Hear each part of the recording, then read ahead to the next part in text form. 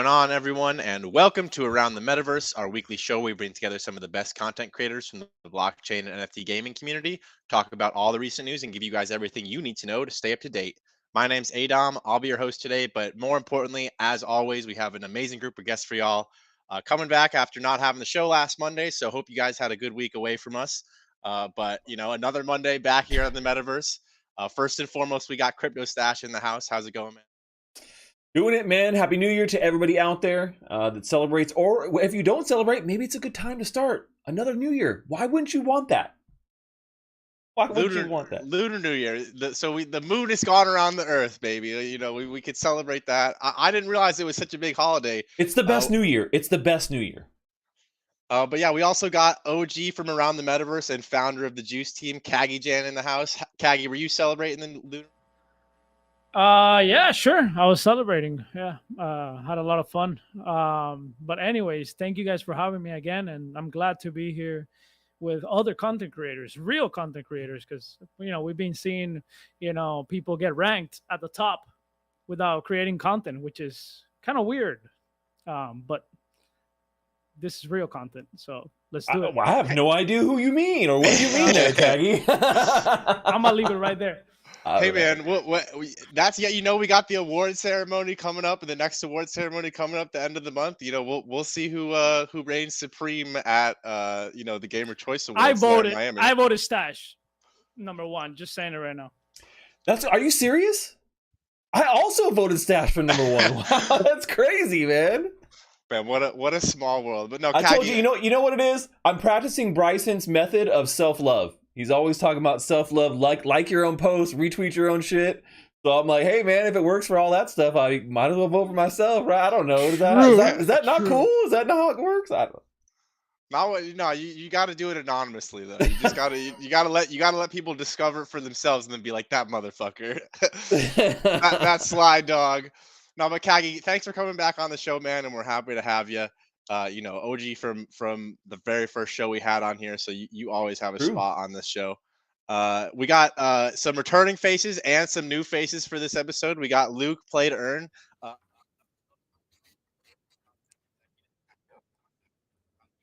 Good. It sounds so. Did I make the list? Am I on Caggy's official? I'm a real creator, or am I a fake creator? Because I'm a little confused now. You okay. Are. The thing is that if you're a content creator, you're creating content. You're not tweeting some gameplay like anybody can do that. Oh, I'm in a Twitter space or something like. Oh yeah, really? Okay. Like you're creating content. To make sure. I wanted to make sure I was a part of Caggy's. Nah, bro, you're creating good content. Okay. One of the best. One of the best, to be honest. Luke was like, man, is he talking about me? He's like, is he talking about me right now? He's like, me. Anyways, glad to be back. I won't start anything more. We're good. Oh man, Luke, of course you always have a spot on the show as well, man. And then last but certainly not least, we got a new face to the show. We've got Travis, Content League for XBORG, and co-founder of Generation Axie. Travis, happy to have you on, man. How's it going? Man, thanks for having me. I'm doing great. Happy that we're going to be redefining what content creation is today. But happy to be part of the convo. Always love the space, love what everybody here is doing. Always keeping track with things. You guys keep me up to date as well, so should be fun, man. Well, yeah, awesome. And redefining what content creation is not necessarily on the itinerary today, but let me change the topic. Let me change the topics, guys. Hold on. We can get into it a little bit. But no, we've got a great show packed for you guys. We're talking about the new Bored Ape Yacht Club drop, some news from Gala Games, and then a bit on esports and the future of esports with Web3. But before we jump into the show, I actually want to give a huge shout out to the folks over at Illuvium, our exclusive sponsor for this for Around the Metaverse. Illuvium is an open world exploration and NFT creature collector and auto battler. It's undeniably one of the leading games in Web3 right now. They recently dropped their long anticipated Illuvium Zero gameplay, which is the next step in kind of the trio of games that they're coming out with their full product here. We actually did a whole video about that. So if you haven't seen that yet, go to Stashes or go to our channel and check that out. But if you're brand new and you haven't seen anything about Illuvium yet, they've been killing it, and we put together a little hype reel to show you guys.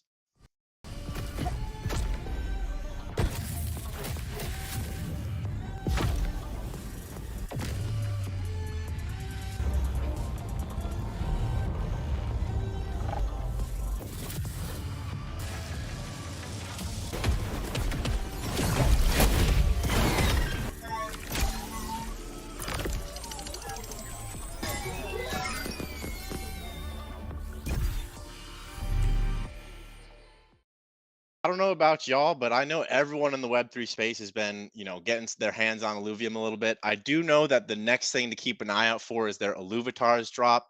So we haven't heard much from that, but keep an eye on their Discord if you're interested in that. And when the next part of that's going to be rolling out.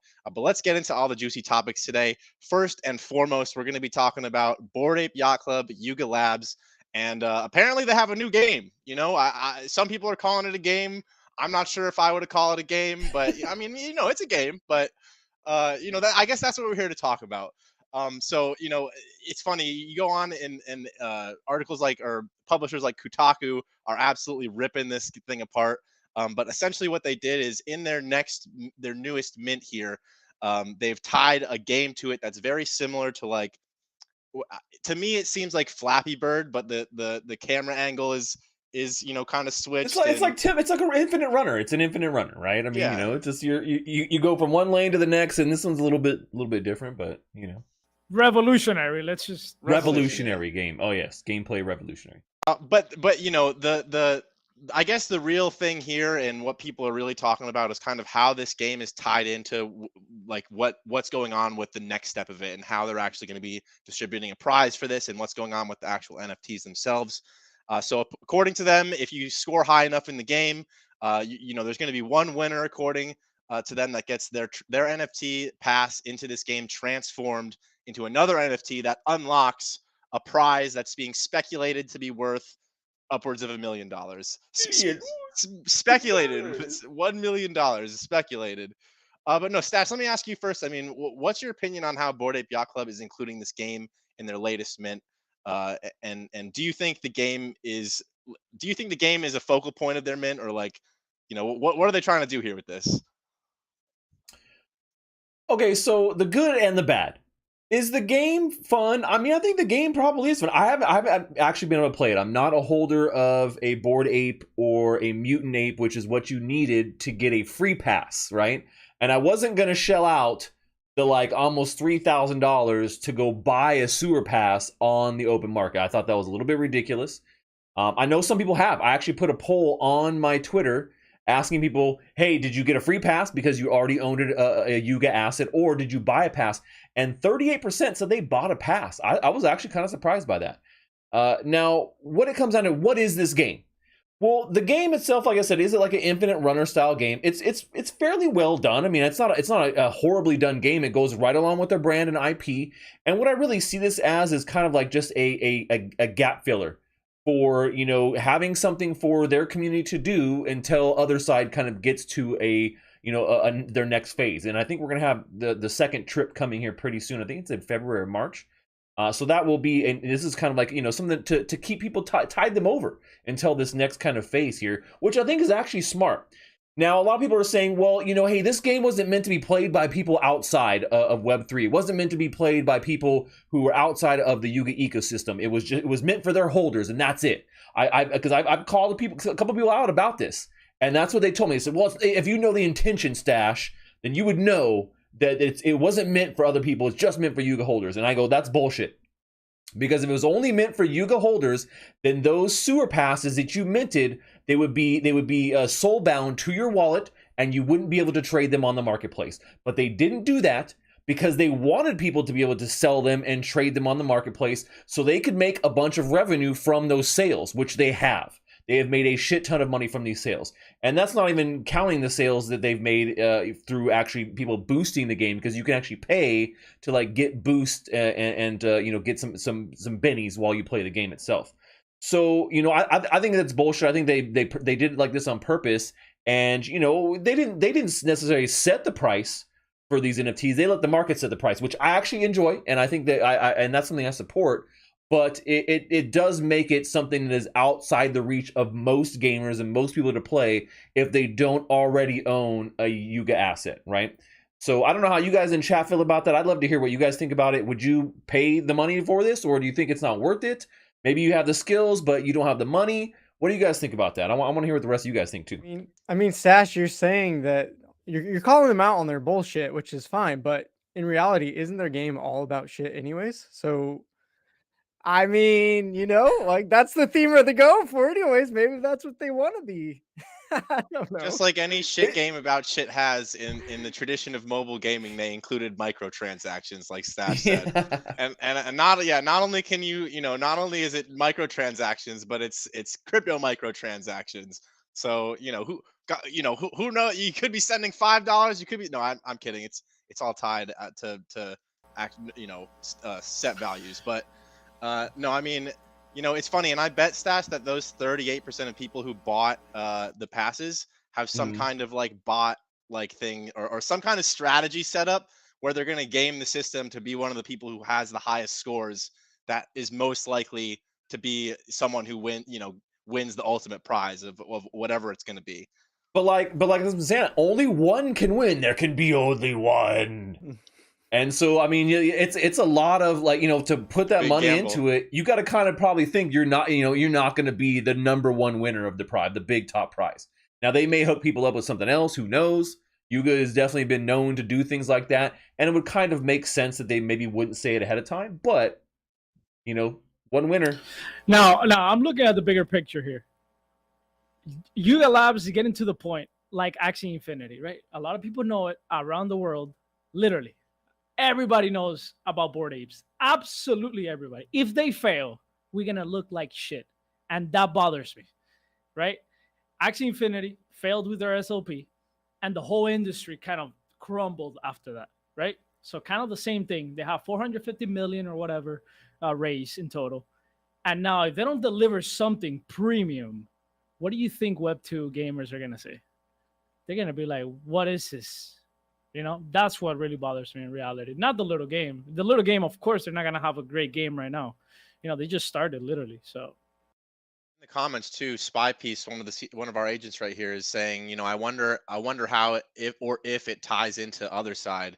And like, in Yuga Labs, I hope we would have the confidence in them for it to, like, maybe the winner here, if you win the big prize, it has something to do with what they're doing on the other side, in addition to, like, maybe that's the monetary value there, or if there's just straight cash plus something like that. But it's funny, I'm sure that it's going to tie in, or I would think it would tie in somehow, because like Stash said, this is just something that's kind of tying things over, or like one of the next dominoes to fall until that next trip comes, or the second trip comes. I mean, maybe it's the one key to rule them all. Maybe you just get to rule over the other side metaverse. I mean, I don't know.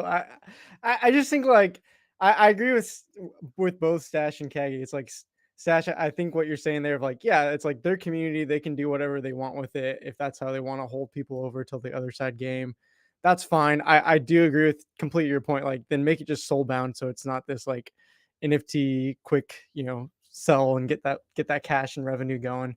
I just think it's unfortunate, as you said, Caggy, like, not even if the other side is a great product or not, but I mean, just even this right now, the Dookie Dash thing is just, if you take a step back outside of the Web3 world and you go read what people are saying from Web2 gaming, I mean, it's just cannon fodder for them. They're going absolutely nuts on this.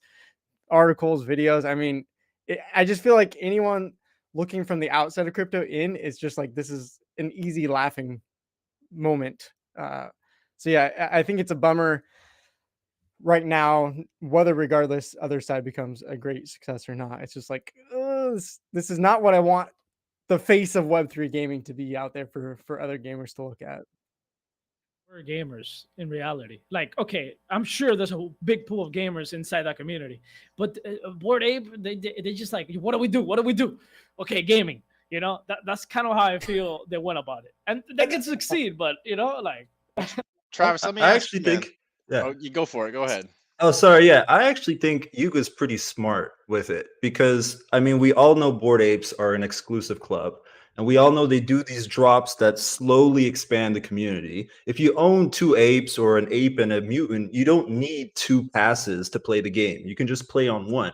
So people are gonna sell the pass. There's gonna be new people trying to get into, or at least feel like they're part of this exclusive Bored Ape club, and they're using the like compete to mint thing, which is kind of the vibe now from the games I've been talking to. They want to have competitive players to earn their mints so that they can have real gamers and not just investors. So I think they're mixing a whole bunch of, they're making a jungle juice of stuff with this game. And like Stash said, the game is pretty clean. Like it's not like a half-assed job. I mean, it's a simple, runner, but I think they're doing the Yuga thing of just slowly expanding their community. Whether if it's good for the face of Web3 gaming, I don't know. But hey, like if people are buying, people are buying. So Let them make their money in peace. Yeah, Not from me though.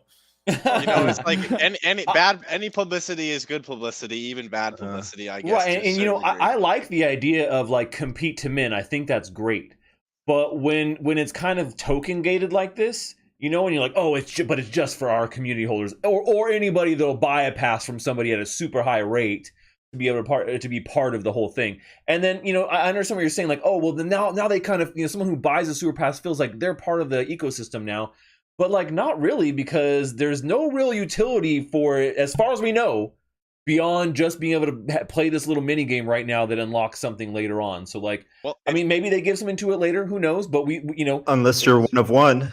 Unless you're one of one. I mean, but like Kennel Club, anybody out there holding a Kennel Board Ape Kennel Club? I don't know, So it's also not truly skills based either, at least 100%, because there's microtransactions. When you can pay to boost, you can improve, you know what I mean. And tiers. That's part sus. Right. So what they easily could have done is they could have made it not gated by a token, right? And they could have given it the sewer passes to people who owned Yuga assets. And which would then have given them a certain number of boosts or something in the game, and then everyone else who wanted to play the game, they could play for free, and then they could pay for the boosts themselves too, also having a shot at the prize. And Yuga would have made just as much, if not more, off of people paying for the boosts that don't have a sewer pass, and then the extra boosts that people who had sewer passes, were going to buy anyways because they keep playing it a bunch of times.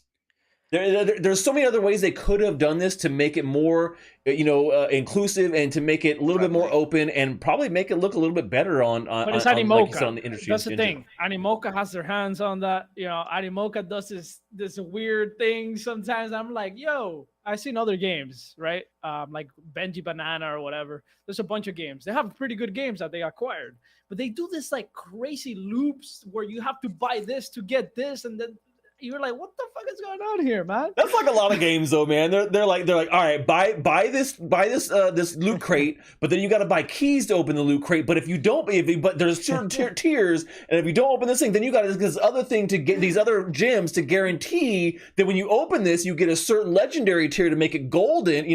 Like, bro, I could go on for days, man. Splittlelands does the same thing. True. That's literally all games.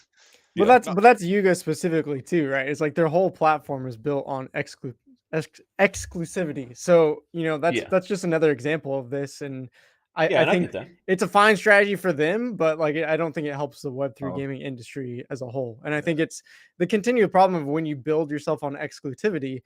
So you're minting only 10,000 NFTs or whatever. I don't even know how many NFTs they have.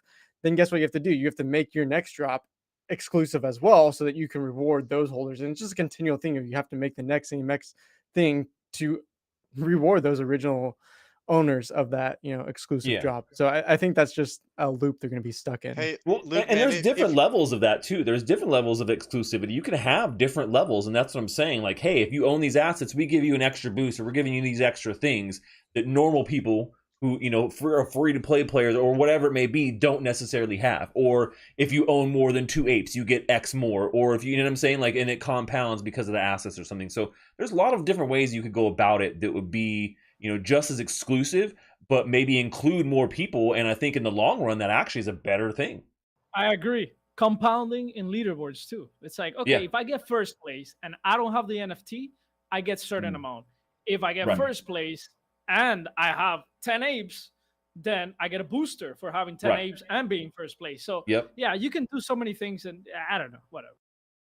Well, yeah, and I mean, if we're being totally honest here, like if we were going to open it up to anyone with an NFT, like how many non-NFT holders are actually going to play the game just to play the game, or like a chance at a slim to none chance at almost nothing, if anything at all, if that were the case, where you could play if there was no NFT. I think they would have at least double the amount of players than they have right now. I would have played it. I would have at put least it on the YouTube channel just for fun. True. Like, hey, yeah, here, me too. Yuga, whatever, like this. True. Fair, But fair enough. but how I long won't. though? Would you grind it? Like, would you grind the game knowing you got like you've been No. playing a lot of alphas too, knowing that they reset, you know, like a lot of different ones that just came out. You try it out, you have fun, you might make some content, but you're like, hey, I'm gonna wait for the real deal before I spend my time on this, right? So I'm sure all of us would try it. You gotta at least try catching the little things and the poop and all that, have that fun. But you know, Do you knowing you though? can't win anything. Do you though? Get that poop, yeah. baby. Get I that mean, poop. That's the problem with those leaderboards. It's like, you know, people are gonna try to cheat. You know, people are gonna try to bot, and even Yeah. if they prevent all of that, you know, there's someone's gonna be trying out there in the world 24/7. Unless you're gonna oh god. match their grind, it's Yeah. just not even worth trying. Nah, man. Any game like that, if Web3 is gonna come out with any type of like temple run or mobile game like that, you know, the baseline for me, if I'm even gonna look at it, is it does it for me, the OG, my favorite game like that is Jetpack Joyride, man. And like I Oh don't know yeah, if you guys have played, 100%. yeah, Jetpack 100%. Oh yeah, Joyride yeah. was the Oh shit. yeah. And if it's not better than Jetpack Joyride, it's not, you know what I mean? It's not worthy of being like this isn't shit. You know what I mean? Like I would play Jetpack Joyride over this any Mm. day, unless you know, unless for example anyone could win a bunch of money, then maybe I guess that's the only reason people want to play it, right? Um, but no, I mean, you know, speaking of mobile games and you know, that industry, even though I'm not the biggest fan of mobile games, just personal preference, I guess. But it is the biggest gaming, the biggest sector of the gaming industry, and I'm sure it's going to continue to stay that way, probably indefinitely. So let's hop into our next topic here, actually talking about another one of our favorite projects or publishers, I guess you would call them now, industry players. Gala Games having a massive announcement here, acquiring a mobile gaming studio. Now, this mobile gaming studio they acquired is already in development of a bunch of games. I think it said something around uh, like $100 million in revenue, and Mhm. 53 mobile games, 15 of them which are going to be converted over to the Gala Games blockchain, which they also just dropped a bunch of info on like their own blockchain and how that's all going to work. So check some of that out if you haven't already. Everyone's putting content on it, but you know, Stat is doing it the best, so check his out. No, I'm kidding. Oh! Dang, get it. Watch If you're gonna out. say it with conviction, damn it. I don't know. Is Stash even a real content creator? I don't. Yeah, I don't know. I don't know. He's in the top 5. Bro, I'm a big phony, man. He's What in the can I top say, dude? I'm not. I don't win any awards. I never get any accolades. You know, if nobody watches my shit anyway, it's fine. But yeah, Gala Games making a big splash here over the last couple of weeks with this announcement of their Web3 mobile, like this acquisition of the mobile gaming studio. And I'm kind of curious to like see your guys' thoughts on what Gala plans to do here and how they plan to like convert these 15 games that they're talking about onto the Gala blockchain. Because you know, again, Caggy brought up a good example with Benji Banana. When it comes to bigger companies like this coming and acquiring mobile games to like just convert into crypto games, they kind of turn out like shit, in my opinion. uh, and like, you know, I mean, it's like I really hope Gala Games doesn't just onboard a 15 more games to like, you know, dilute their resources across and have them be shit, you know. Especially when they already have so much on their plate. So, I mean, Caggy, let me ask you, man. I mean, do you think acquiring this mobile game studio is in the like ultimately going to be a smart move for Gala? Hey man, I think with the users they have an opportunity to take advantage of that. What we have seen over and over and over for at least the past 2 years, every single game that was Web 2 converted into Web 3 has failed. There's not one yet that has been successful. They have, you know, the little spike like Theater and Arena. Theater and Arena is a Web 2 game. They just changed the name. And there's other games, right? Phantom Galaxies is a Web 2 game that was maybe 75% in. I'm not sure if it's going to be successful. You got Benji Bananas. You got so many of those, right? So there is an opportunity to convert those users. But like you said, the resources, man, like, what are you going to do? Like, just slap some NFTs on these games? I don't know. I don't have the answer, to be honest. I think native Web3 games have the best chance here. If they build from the beginning with a Web3 native community, I think that's the best. But I don't know. I don't have the answer. Well, I don't. I mean, Gala's community is pretty diehard, man. I'm sure. In the nature of True. Activision Blizzard, I'm sure the Gala. Do you guys have phones? Don't you guys have phones? I'm sure all of the Gala. I'm sure all the Gala. Fans, the diehards out there will be trying out some of these mobile games. But it just seems to me like they have so much going on that I guess this seems like they might as well do it. But I don't think it's going to be something that has legs. In the same way that like Spider Tanks or other games like Last Spider Expedition. Tanks literally has legs, bro. Yeah, Literally. literally, yeah, literally. No, I didn't do that on purpose. I mean, sorry, that's all I could do.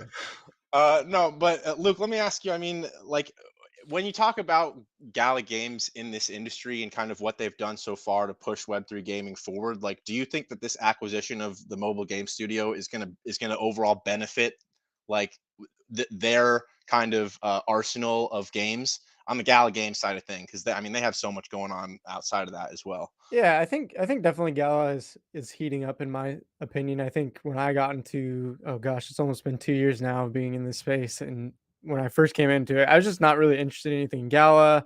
Their games weren't that interesting. Their NFTs and tokens were really high price. I mean, some of them still are, but I feel like they're definitely branching out more games and making some solid moves. I think this acquisition of a mobile gaming studio, it's really hard to say because I feel like they haven't really given us enough details about it. Like they're throwing out all these numbers, like, hey, we got 20 million users in these games. Well, great, but like as Caggy said, we've seen many games that have had users and then they just get pissed off that there's now NFTs and crypto in their game and they just leave. So what's their strategy for converting that? They haven't said like what studio is it, what games is it, how much did they have to pay for the studio, how much are their costs to keep running the studio. A lot of in Web2, a lot of studios get acquired, especially if they're more indie studios, and it makes a lot of sense. Um, I think it's a good move for Gala, but it's hard to say for sure without more information. I just don't feel like there's enough out there. I think mobile gaming is definitely the place where Web3 has the most potential to pop off right now. I think, you look at the most amount of gamers on mobile, the biggest audience for Web3 right now are a lot of countries that don't have access to computers or, consoles. So they're playing only on mobile anyways. And I think, mobile gamers, for whatever reason, they're more familiar with microtransactions and pay to win. So there's a lot of games doing that, and it makes sense to mostly do that on mobile. So I think it's good potential. Luke, you're flooding. You're flooding, Luke. You're flooding my bags, Luke. I don't like that. I have 3 Gala nodes. You're flooding now. You got into the flooding territory. I'm just saying we need more info. You're off the list. You're off the. You're crossed off the list of real content creators. Gala to the moon. It's okay. Yeah, we'll edit that out. We'll have Gala to the moon, and that's all that anybody will hear. So it's okay. I could pump your bag though. I could pump your bag. Plus, you almost sold me a Gala Node 2 Caggy way back when, but I thought it was a scam, and I was wrong.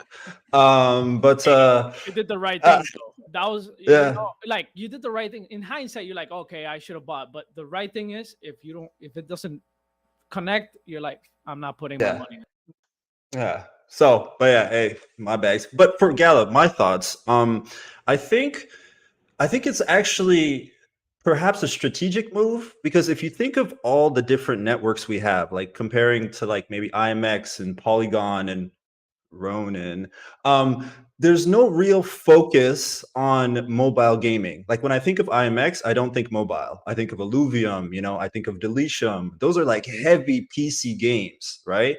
And I mean, sure, I think Gods and Chains said that they're going to go mobile, but they're still PC, like even though that's a TCG. So Guild of Guardians, yes, is also on IMX. And then they are kind of mobile-ish friendly, but we'll see.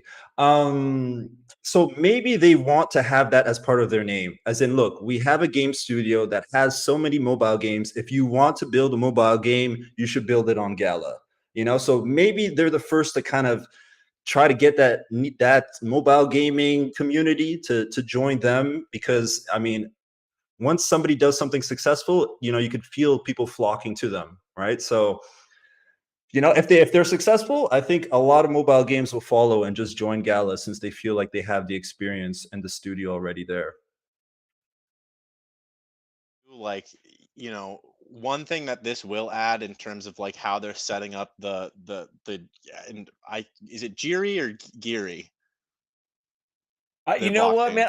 I say Geary. I think Geary sounds better, but I've heard it pronounced Geary and Gyri too. Gyri. What about Yuri? Just like, kind of like a Euro. Like Euro? Yeah. That's kind of I like Geary. Geary. Yeah, Geary. Yeah, Geary. I like Geary. So yeah, so on their blockchain, that's what we're wait, which is not the final name for their blockchain. Just we went from it being called like Gala Chain to be called Geary, and they have a name. They just won't tell us yet. Are you serious? Yeah. All right, well, I'm serious. On the blockchain to be determined, Yes. yet to be named. They're setting it up so that, like, or at least they said, the native token for this blockchain is going to be Gala, right? Mm-hmm. And all of these mobile games are going to be burning Gala. And you think, I mean, at least in my mind, like mobile games and like you were saying, Luke, mobile, they tend to be microtransaction friendly and things like that. And I even feel like a lot of the times in mobile games like Clash of Clans, tower defense games, things like that, unless it's a really involved like Call of Duty mobile, a lot of these are turn-based, and I feel like actions, if they're going to be on chain, there's a lot of opportunity for on chain actions in mobile games, and that's going to help burn more of the Gala token and kind of help the tokenomics of what they're doing with the blockchain there. But Stash, I want to hear your opinion on it, man. I mean, like on at least what Gala is doing, and if you think that they're really going to take this mobile gaming studio this acquisition seriously, or if it's just another thing on their plate that the peas that are going to get left to the side and tossed into the trash later when they can't finish their meal. Yeah. So I think this is actually a pretty smart play by Gala, and here's why. Number one, the studio that they purchased was the studio that they were already working with for the Walking Dead Empire game. This is a mobile-focused game, and I think, I know Caggy's played this, I don't know if Luke's played this, but it's actually a fun game. I actually enjoy playing it. It's one of those simple mobile games that I could definitely see myself playing. I am not a mobile games player. I will put that out there. Sometimes I'll play a mobile game on my PC, which is great, but in general, I'm not a mobile games player. But I think that it was a smart move because, this was a studio they were already working with, and the studio already had a pretty good amount of players for their current mobile titles. And so I think even if you can convert a fraction of those, users over to your blockchain, you have a win. Now, we don't know how much they paid for that particular studio. I'm going to assume that they probably got a pretty good deal. That's what I'm thinking here. I'm thinking that they got a good deal. I don't think they paid a premium for the studio because they don't have any what I would consider like hit titles out. They have a couple ones out there that are already being played and things like that. And obviously, Walking Dead is still in development. But I do think that it helps them to have another studio or more assets, more people to work on their mobile titles and to push the mobile side of things. So everyone else that is working on other Gala things like Mirandis or like any of the other titles they're trying to publish and produce or film or on the music side, they don't have to take those resources away and put them into doing mobile stuff. They have the studio that can kind of help guide those things and push that content out. And we're already seeing a huge revamp for Townstar, which, as you guys know, if you watch my channel, I'm not a big fan of Townstar. They made a lot of mistakes with that game.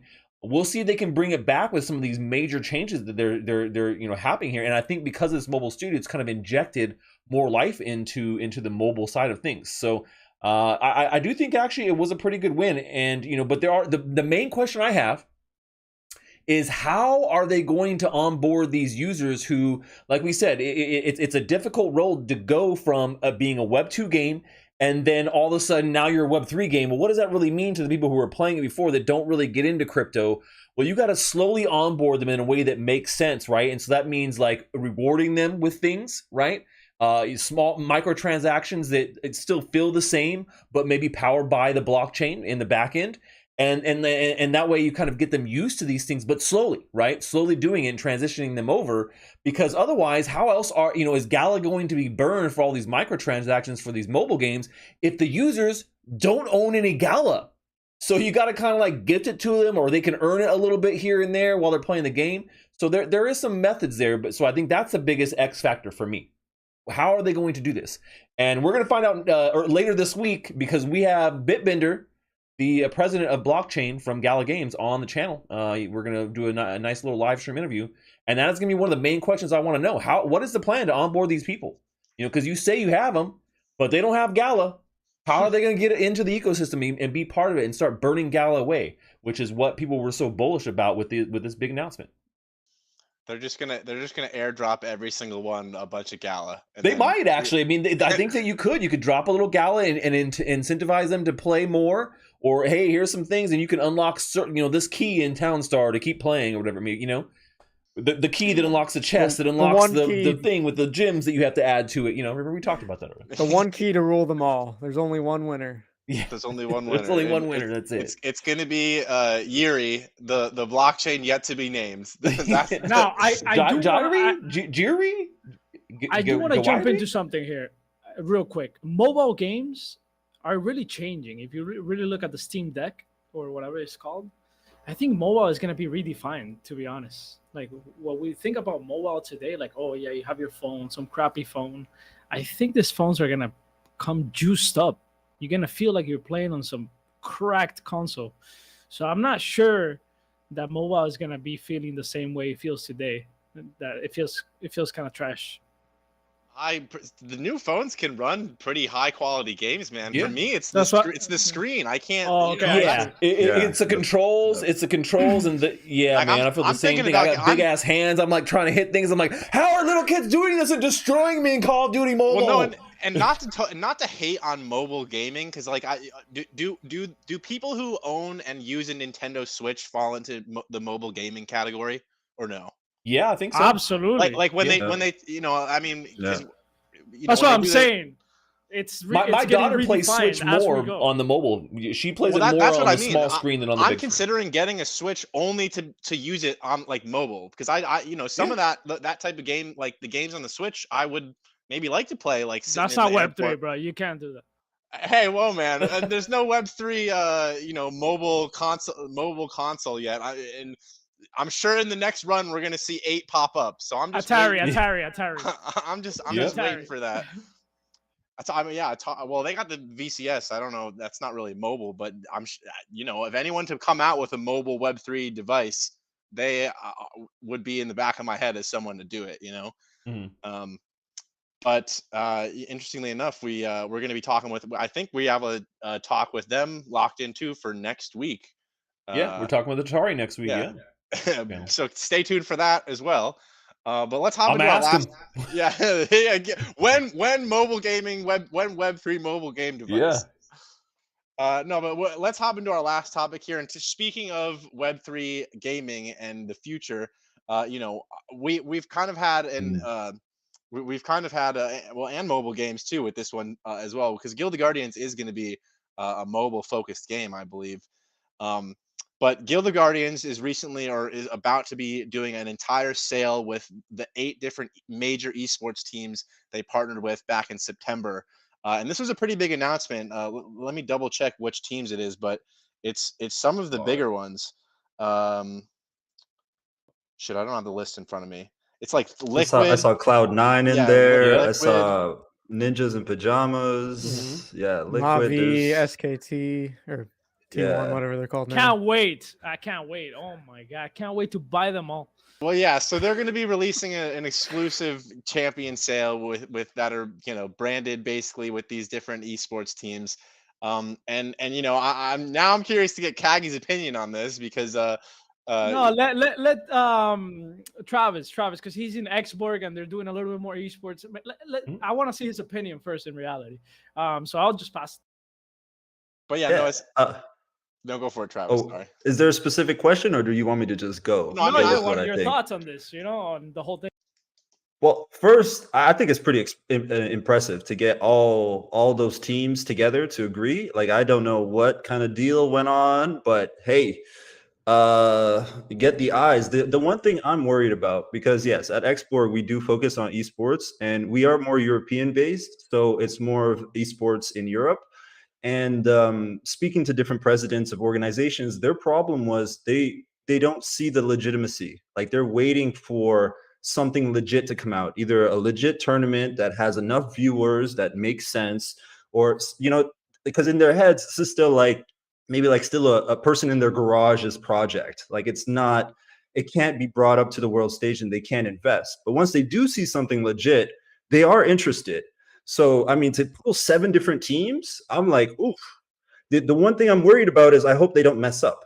Like, I hope Guild of Guardians doesn't mess up, because they're going to be put on stage, and I really hope the game is ready and it's competitive and it's entertaining. But yeah, I mean, And I'm curious to see how this sale is going to go over, and really what its true purpose is, because like in my mind, I don't really see like I mean, I'm sure there's crossover. I'm sure there are many Web3 gamers who are in Web3 are fans of these esports teams, one or the other. But I don't think that any of the people, like the Web2 people, which is the majority probably of people who like these teams and follow them, watch their content, buy their merch, watch all the tournaments, I don't think they're going to know of or participate in this sale whatsoever. I don't even know if the esports teams are promoting it on their end, mutually. I only saw one. That's a It good was question. Cloud9. I only Yeah. That's saw a one. good It was question. Cloud9, and I saw the comments L. I was like, okay, dude. Yeah, I agree. I don't know how much crossover there really is going to be from this. I think Guild of Guardians, as you said, Travis, it's impressive they even got these teams. I mean, we're talking about some of the biggest teams both in the US, EU, and in Asia, like major teams. These aren't just like small Division 2 teams, right? I am curious how Guild of Guardians pulled this off, because I don't go to Guild of Guardians and think, oh, this is a esport game. Like I wouldn't necessarily think of Guild of Guardians in that way. Maybe people who are more into esports on mobile, like they watch Clash of Clans tournaments or Wild Rift, stuff like that. Maybe there's a conversion point for that, but I don't see, the bigger esports of like Fortnite and CSGO and League of Legends. I don't see any of those players being interested in seeing their teams come to a little mobile game that's using NFTs. So I'm kind of skeptical of the crossover. I mean, I think it's cool that they're attempting it. And things are heating up for esports. I saw Cloud9, they hosted that tournament with Axie Infinity, which surprised me. I was like, what? Cloud9 jumping on this? Okay. So there are crossroads being made with esports, which is at least a good step.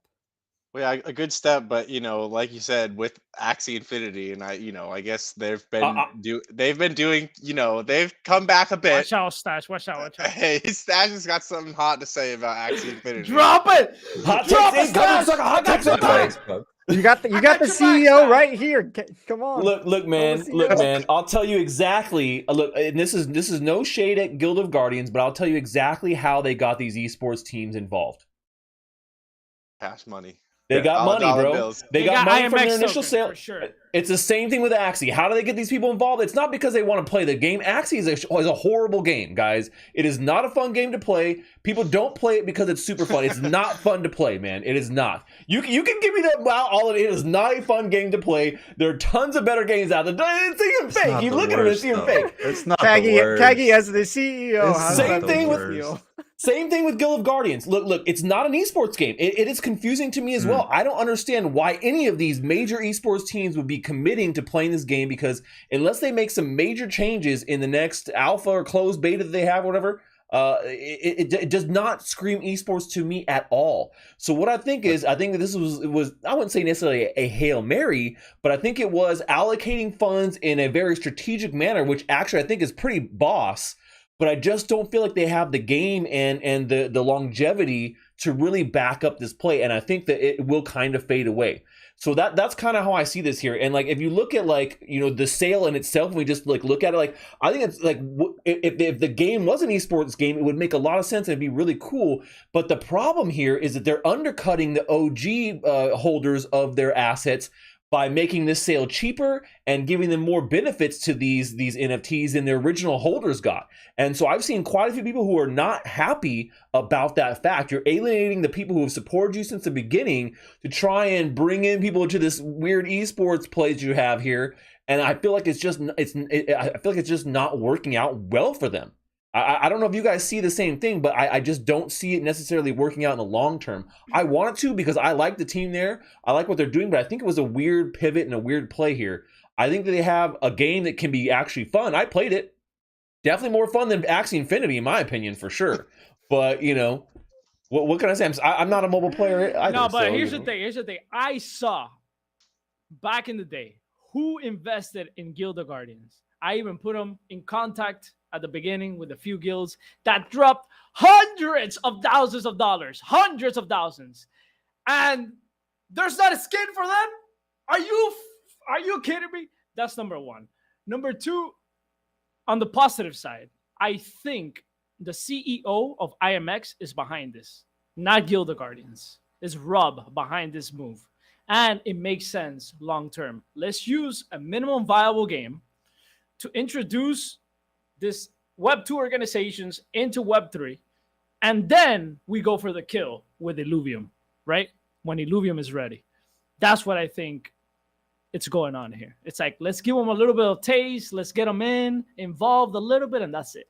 Yeah, but I feel like that's a risky strategy, man. Because like you go to a new restaurant and you take one bite of the food and it's either it's delicious and you're a return customer, or it's shit and you're not taking another bite. Well, it's just a PBE game. Out, you know? It's just a PBE game. How much are you risking?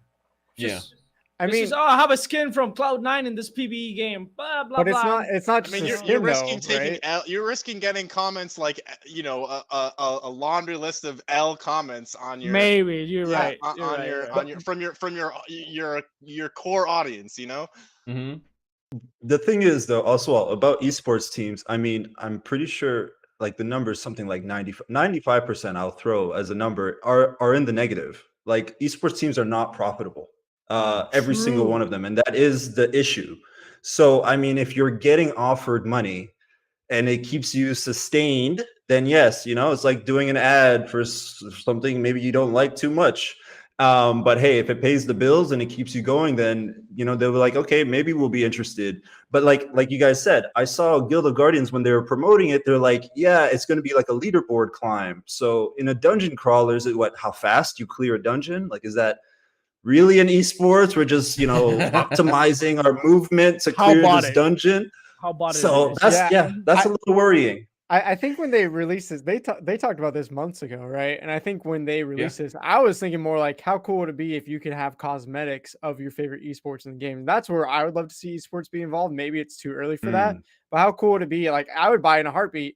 Hey, here's your Cloud9 NFT, and every game that we partner with, you can now take this into Gala Guardians and wear it on your character. You can stick the Cloud9 logo on your Star Atlas ship, something like that, like and represent your favorite team throughout those games. That would make a lot more sense than here's a $99 legendary hero, go pay to win in this game. That's an esport game. I don't know. Exactly, man. It's not esport. No, and you look, but it's better than Axie. It's like, you want to look at the other side of the coin here, right? So who did it well? Look at how Blancos did with FaZe Clan. So they did exactly how you should do it, man. They airdropped these FaZe Clan wearables for your Blancos for free. All you had to do is like just connect your account and boom, boom, boom. You just go and collect each one every day. So I got a FaZe Clan like visor and a FaZe Clan vest, and I can go rock that inside of Blancos and show the support. And that makes sense, you know. And these were free. You didn't have to pay for these. Like that's the kind of you know partnership that I would kind of expect from some of these, you know.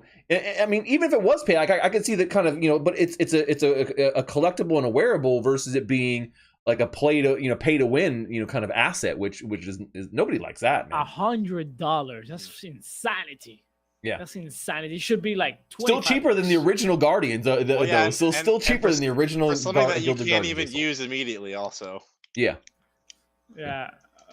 We're gonna have a lot of fun with those NFTs.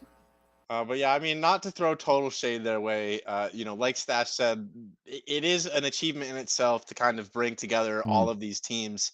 It is, and convince them to kind of sign on to this, especially when, you know, there is so much hate out there. Maybe from their core community for Web3. And, you know, maybe it's not entirely, you know, understand, you know, I jest that like they're not promoting it on their end equally, right? But, you know, that's probably the smartest thing for them to do.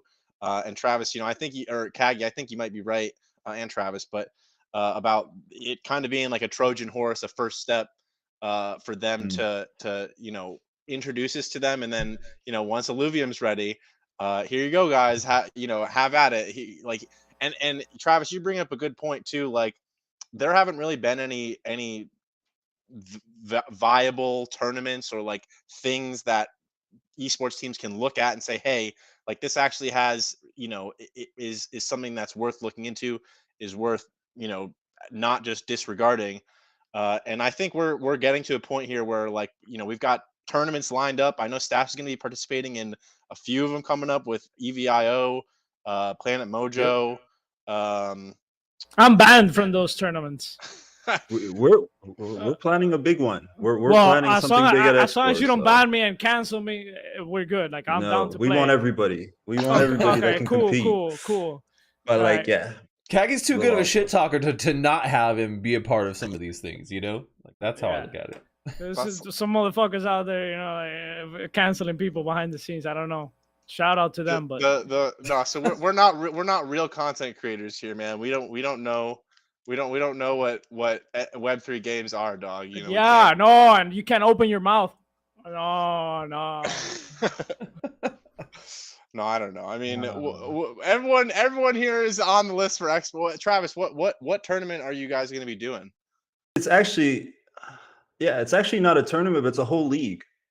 Right. I can't. Yeah, it's gonna be announced at the end of this month, so right. y'all stay tuned. Yes, But can't say a whole league, yeah. multiple games in a league, 4 months long. We're gonna try to make it as official as we can.